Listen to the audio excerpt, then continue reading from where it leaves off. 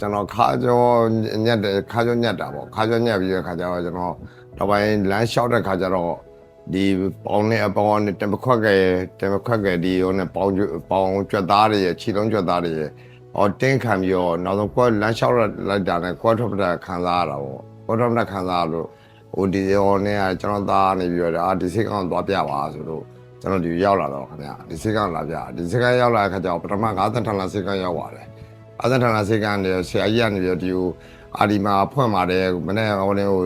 မနေ့9နာရီဆိုဖွင့်ပါတယ်9နာရီဆိုဖွင့်ပါဆိုလို့ကျွန်တော်ဒီကိုလာခဲ့ပါဆိုကျွန်တော်ကနေတာကြီးပနိုင်ဆိုတဲ့ခါကျတော့ကျွန်တော်ကကြီးပနိုင်ဆိုဒီမှာနီးတဲ့ခါကျတော့အဲ့နီးတဲ့ခါဆိုကျွန်တော်ဒီကြီးပနိုင်နဲ့ဒီတိမြိုင်စိတ်ကောင်းလာတာပါခင်ဗျအခုလာတဲ့ခါကျတော့လေဆရာကြီးကနေရောအဆိုင်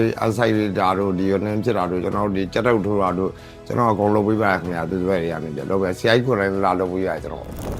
လည်းချိန်မရှိပါသေးခင်ဗျတတ်တာပါတယ်ခင်ဗျဟိုလမ်းလျှောက်တာနဲ့ကောင်းပါတယ်ခင်ဗျဟိုဆရာဆရာမကြီးကျေးဇူးဆရာဆရာမတို့ကျေးဇူးတွေအများကြီးတင်ပါတယ်ခင်ဗျဘာလို့အခုလို view ဆိုင်ပြီးတော့မိသားစုလိုလုပ်ပေးတဲ့အတွက်ဟုတ်လားလူနာတယောက်လုံးပုံမှန်မိသားစုလိုနှွေးထွေးနဲ့လုပ်ပေးတဲ့အတွက်ကျေးဇူးအများကြီးတင်ပါတယ်ခင်ဗျ